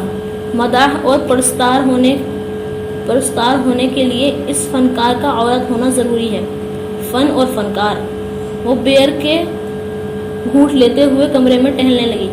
یہ کرم علی نام کا مداح ساری عمر وہاں کینیڈا میں کتوں کی طرح کام کر کے پیسہ جوڑتا ہوگا. ساری اس نے پائی جوڑنے میں لگائی ہوگی. ساری زندگی اس نے پائی جوڑنے میں لگائی ہوگی. اور اب جب 4 پیسے اس بڑھاپے میں اس کے پاس اکٹھے ہو گئے ہوں گے تو اسے پاکستان کا فن اور فنکار نظر آنے لگے. اور فنکار کو سراہنے کے لیے تو یہ تو بہت ضروری ہے کہ اسے بلوا کر کینیڈا میں اپنے گھر پر بلکہ اپنے بیڈ روم میں رکھا جائے اور اپنے ہی قماش کے جانوروں میں بڑے فخر سے اس کی نمائش کی جائے کہ دیکھو جیسے میں ارمانی اور ساچی اور گوپی اور گوچی کی چیزیں خرید کر اپنے گھر میں لایا ہوں، اسی طرح میں انڈسٹری کی ایک بڑی ہیروئن کو ابھی اپنے گھر پر منگوا سکتا ہوں۔ تم میں سے کوئی بھی ایسا کر سکتا ہے؟ نہیں نا؟ وہ بیئر کے گھونٹ لیتے ہوئے مسلسل بول رہی تھی۔ سلطان کو چند لمحوں کے لیے لگا جیسے اس کا ذہنی توازن ٹھیک نہیں تھا، اور بڑھاپے میں اپنی ساری احساس کمتری اور احساس محرومیوں سے نجات حاصل کرنے کا اس سے اچھا طریقہ کیا ہو سکتا ہے کہ فلم انڈسٹری کی سب سے مقبول اور سب سے خوبصورت ہیروئن کو گلے میں ڈلوانے مفلر کی طرح خرید کر اپنے گلے میں کچھ دیر کے لیے ڈال دیا جائے تاکہ ساری دنیا آنکھ پر رشک کرے کہ کوئی تو بات ہوگی نا آپ میں کہ وہ اتنی مشہور اور اتنی خوبصورت ہیروئن آپ پر مر رہی ہے۔ سب کچھ جا کر کرنا ہے نا مجھے کینیڈا میں، تاکہ مرنے سے پہلے وہ بڈھا زمین پر اپنی بنائی ہوئی جنت میں رہ سکے۔ وہ اب بیئر کا دوسرا کین نکال رہی تھی، اور اس کے بدلے وہ مجھے دے گا ایک عدد فلم، زیورات، تحائف، سیر و تفریح کے ڈھیر سارا پیسہ۔ تو سودا کوئی برا تو نہیں؟ میرا آخر کیا جاتا ہے؟ اسے میری محبت تھوڑی چاہیے، اسے میں تھوڑی چاہیے، اسے تو میرا وقت چاہیے، میرا جسم چاہیے، فن اور فنکار اور مداح۔ پھر سے بیئر کا تیسرا کین نکالا۔ سلطان کا دل چاہا وہ اٹھ کر اسے روک دے، مگر اس میں ہمت نہیں تھی۔ اور یہ سارے مداح وہ ہوتے ہیں جن کی بیویاں اپنے شوہروں کی پارسائی کی قسم کھا رہی ہوتی ہیں، کیونکہ ان کے نیک پاک باز شوہر ہر سال لاکھوں روپے خیرات میں دیتے ہیں، کئی غریب لڑکیوں کی شادی کے لیے جہیز کا سامان دیتے ہیں، اور یہ ساری خاندانی عورتیں ٹی وی اور فلم کی اسکرین پر میرے جیسی عورتوں کو دیکھ کر یا ان پر ہنستی ہیں یا تھوکتی ہیں اپنے ان ہی شوہروں کے پاس بیٹھ کر، یہ جانے بغیر کہ ہم چاہیں تو ان کے شوہروں ہمارے تلوے بھی چاٹتے پھریں۔ وہ کیا کہہ رہی تھی، کیوں کہہ رہی تھی، یہ نہ سلطان کی سمجھ میں آ رہا تھا نہ خود زینی کو، مگر یہ سب کچھ شراب کے نشے کی وجہ سے نہیں ہو رہا تھا، اسے آج کچھ اور ہو گیا تھا۔ اور مت پئیں۔ سلطان نے اسے بیئر کا چوتھا کین نکالتے دیکھ کر بالآخر ٹوکا۔ اور تم چاہتے ہو کہ مجھے ہر قیمت پر یہ فلم ملنی چاہیے، چاہے مجھے اس کے لیے کچھ بھی کرنا پڑے؟ وہ چوتھا کین کھول کر اب سلطان پر برسنے لگی تھی، کیونکہ یہ بڑی فلم ہے، ایک سپر ہٹ فلم ضروری ہے تاکہ تم ایک کامیاب ہیروئن کے سیکریٹری بنے رہو، تمہیں پیسہ ملتا رہے، انڈسٹری کے لوگ تمہیں اپنے سر پر بٹھائے رکھے، میں مارکیٹ سے آؤٹ ہو جاؤں گی تو تم مارکیٹ سے آؤٹ ہو جاؤ گے۔ سلطان ہکا بکا رہ گیا۔ یہ سب باتیں اس کے لیے نئی نہیں تھی، وہ جس ہیروئن کے ساتھ بھی کام کرتا رہا اس سے یہ سب کچھ سنتا رہا تھا، مگر زینی کے منہ سے آج وہ یہ سب کچھ پہلی بار سن رہا تھا۔ اسے ان ہیروئنز کے منہ سے بھی وہ سب کچھ سن کر دکھ ہوا تھا، اسے زینی کی زبان سے بھی یہ سب کچھ سن کر تکلیف ہو رہی تھی۔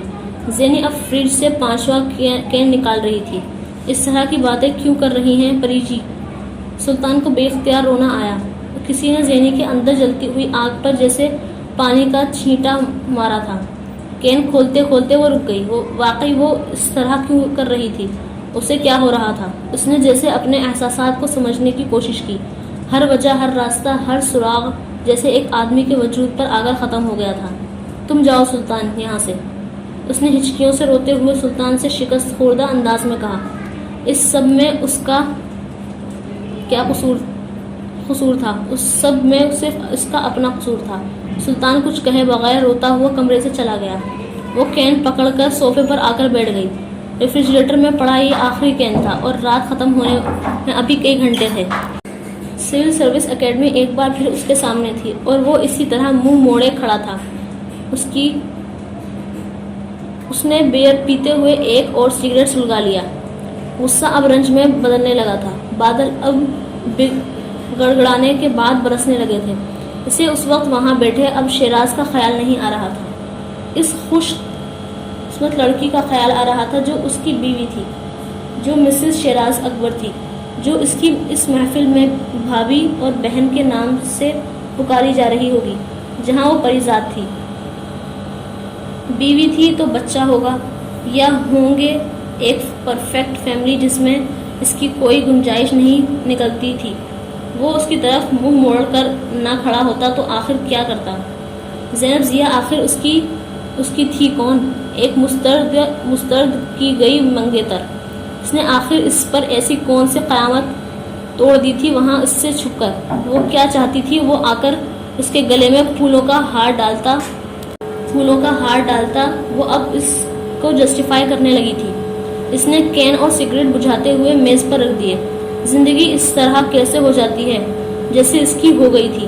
لگتا تھا وہ کسی بھیانک خواب سے گزر رہی تھی، کسی طویل خواب سے، بس فرق یہ تھا کہ وہ خواب وہ جاگتے ہوئے دیکھ رہی تھی۔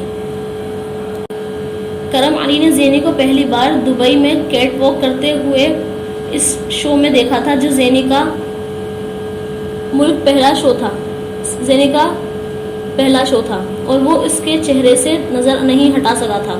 وہ حیرت انگیز حد تک عارفہ سے مشابہت رکھتی تھی، اور اسے دیکھ کر کرم کو پہلا خیال عارفہ کا ہی آیا تھا۔ زینی اگر اس رات شیراز کی شادی کے بارے میں سوچ کر پاگل ہو رہی تھی تو کرم علی اسے دیکھ کر اپنے ہوش و حواس کھو بیٹھا تھا۔ وہاں روم پر اسے دیکھ کر عارفہ نام کا جو باب وہ بند کر آیا تھا، کئی سالوں بعد وہ ایک بار پھر کھل گیا تھا۔ زخم ایک بار پھر ادھڑنے لگے تھے۔ زین جتنی دیر تک روم پر رہی کرم علی جیسے کسی ٹرانس میں کھڑا اسے دیکھتا رہا۔ وہ زندگی میں پہلی بار کوئی فیشن شو دیکھ رہا تھا۔ زینی کے بیک اسٹیج جاتے ہی وہ بے تابی سے اس کے پیچھے وہاں گیا تھا۔ وہ زینی سے ملنا چاہتا تھا، اس سے تعارف حاصل کرنا چاہتا تھا، مگر زینی اس وقت ہاں جو کچھ کر رہی تھی اور جس ذہنی کیفیت میں نظر آ رہی تھی، کرم کے لیے اس حالت میں اس کی طرف کوئی پیش قدمی کرنا بے حد مشکل تھا۔ واحد چیز جو وہاں اس کے بارے میں جان پایا تھا وہ اس کے دو نام تھے، زینی اور پریزاد۔ اسے اس رات وہاں سے واپس کینیڈا چلے جانا تھا، اور وہ جانے سے پہلے ایک بار زینی سے ملنا چاہتا تھا، مگر وہ اس کوشش میں بھی ناکام ہو رہا تھا۔ البتہ اس نے زینی کو ایک بار پھر ہوٹل کی لابی میں بے ابتر ذہنی کیفیت کے ساتھ چکر کاٹتے دیکھ لیا تھا۔ وہ اس وقت سگریٹ پی رہی تھی اور بے حد اپسیٹ تھی۔ وہ جانتا تھا وہ شراب کے نشے میں تھی۔ یہ بھی پوچھنا کرم کے لیے مشکل نہیں تھا، مگر اسے پریشانی کیا تھی؟ یہ واحد سوال تھا جس کے جواب میں وہ اسے دلچسپی تھی۔ وہ زینی کی مدد کرنا چاہتا تھا، ہر طرح کی، اور اسی لیے اس نے ہوٹل سے چیک آؤٹ کرتے ہوئے کسی موہوم سی امید میں زینی کے لیے ریسیپشن پر اپنا وزٹنگ کارڈ چھوڑا۔ موہوم سی امید ہی رہی تھی۔ اگلے کئی ہفتے بے تابی سے انتظار کرنے کے باوجود زینی نے اس سے کوئی کانٹیکٹ نہیں کیا تھا، لیکن اس چیز نے کرم کے حوصلے کو پست نہیں کیا تھا۔ پریزاد کے بارے میں تب تک میڈیا میں بہت کچھ نہیں لکھا جا رہا تھا، مگر جو کچھ لکھا جا رہا تھا کرم کی نظروں سے گزر رہا تھا۔ یہ صرف پریزاد تھی جس کی وجہ سے اس نے شوبز میں دلچسپی لینا شروع کر دی تھی۔ یہ ممکن نہیں تھا کہ زینی کے بارے میں کسی میگزین میں کچھ شائع ہوتا اور کرم علی اسے حاصل نہ کرتا۔ شروع میں وہ اس کے لیے عارفہ کا ہی ایک تسلسل تھی، مگر جوں وقت گزرتا گیا تھا وہ اس کے لیے عارفہ سے ہٹ کر بھی ایک وجود، ایک اہمیت رکھنے لگی تھی۔ وہ ان دنوں طوفانی رفتار سے شہرت لیے زینے چڑھ رہی تھی، اور اس کی بڑھتی ہوئی شہرت نے کرم کو کسی حد تک خائف کر دیا تھا۔ اس کا ایڈریس حاصل کرنے کے باوجود وہ اس سے رابطہ کرنے کی ہمت نہیں کر پا رہا تھا۔ وہ نہیں جانتا تھا زینی اس رابطے کو کیا مفہوم دے گی، لیکن جوں وقت گزرتا گیا تھا کرم کے دل میں اس سے ملنے، اس سے بات کرنے کی خواہش بڑھتی گئی تھی، اور اس سے ملنے اور اس کی توجہ حاصل کرنے کے لیے اس نے وہی حربہ استعمال کیا تھا جو پریزاد جیسی ہیروئن تک رسائی حاصل کرنے کے لیے کوئی بھی آدمی کرتا۔ فلم پروڈیوس کرنے میں اس کی دلچسپی زیرو تھی، اور اسے اس بات کی بھی پرواہ نہیں تھی کہ وہ اس اتنے بڑے بجٹ کی فلم پر اپنا پیسہ ضائع کرے گا، کسی تجربہ اور ذاتی دلچسپی کے بغیر؟ اس نے فلم کا ڈائریکٹر منتخب کرتے ہوئے اسے صاف لفظوں میں بتا دیا تھا کہ وہ اس فلم میں کسے کاسٹ کرنا چاہتا تھا۔ اس نے ساتھ ہی اسے یہ بھی بتا دیا تھا کہ وہ پریزاد سے ملنے کی خواہش رکھتا تھا، اور کرم کو اندازہ بھی نہیں ہوا تھا کہ انڈسٹری کے ان بڑے ڈائریکٹرز میں سے ایک نے اس کی اس خواہش اس فلم پر پریزاد سے ملنے کے حوالے سے اس کے بارے میں وہی رائے بنائی تھی جو کوئی بھی بنا سکتا تھا، اور اس رائے نے پراچا کو بالکل اسی انداز میں زینی سے رابطہ پر مجبور کیا تھا جس طرح ایسے کام کے لیے ڈائریکٹر کسی ہیروئن کو کسی پروڈیوسر سے ملنے کے لیے تیار کرتا۔ سلمان کو کسی سے کہہ کر امریکہ بھجوا دو زینی۔ وہ اس صبح شوٹنگ کے لیے نکلنے سے پہلے ناشتے کی ٹیبل پر تھی جب نفیسہ نے اس سے کہا۔ زینی ناشتہ کرتے کرتے رک گئی۔ کیوں؟ امریکہ کس لیے؟ وہ پڑھ رہا ہے یہاں، یہ بٹھائے آپ کو اسے باہر بھجوانے کی کیا دھن سوار ہو گئی ہے؟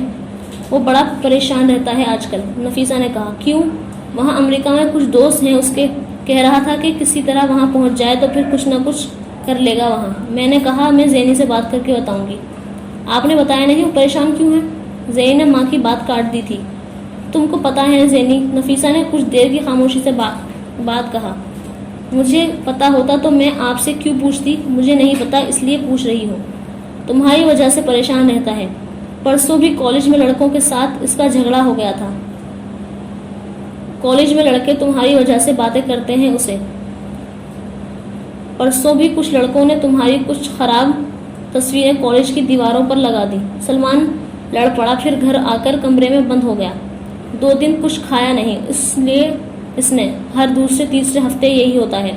مجھے تو اب سلمان سے ڈر لگنے لگا ہے۔ وہ بھی کیا کرے، لوگوں سے کہاں تک چھپاتا پھرے کہ تم اس کی بہن ہو۔ حالانکہ میں نے اس سے کہا تھا کہ غصہ کرنے یا لڑنے کے بجائے تم صاف مکر جایا کرو، تمہارے ساتھ اس کا کوئی رشتہ نہیں ہے۔ نفیسہ کی سادگی میں کہی ہوئی بات اسے خنجر کی طرح چبھی تھی۔ نفیسہ نے زینی کے فخر ہوتے ہوئے چہرے کو نہیں دیکھا۔ وہ سلمان کے بارے میں پریشان بولتی رہی۔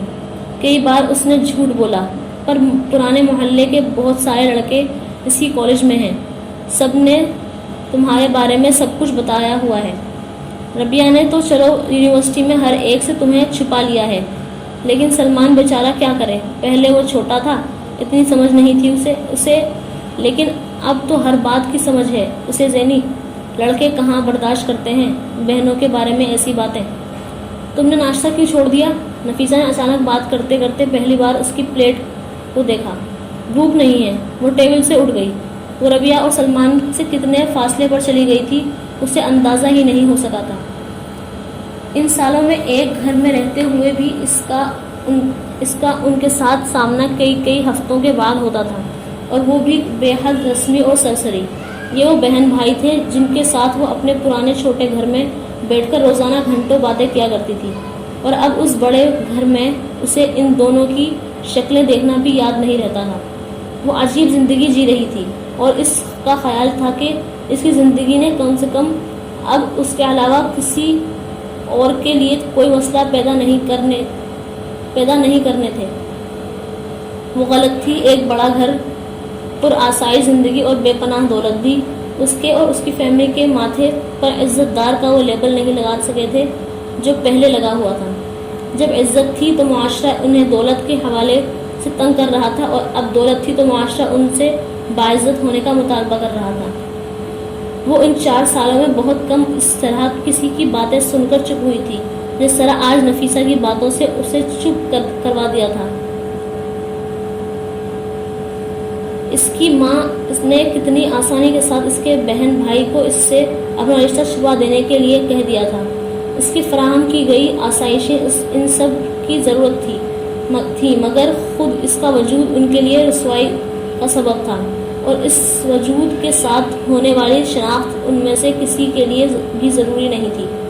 زندگی کا ہر نیا دن زینب ضیا کو ایک نیا سبق سکھا رہا تھا، وہ سبق جو اسے کوئی اور نہیں سکھا پایا تھا۔ پیسہ اس سے اپنے ہونے کی قیمت وصول کر رہا تھا، اور یہ قیمت ہر گزرتے دن کے ساتھ بڑھ رہی تھی۔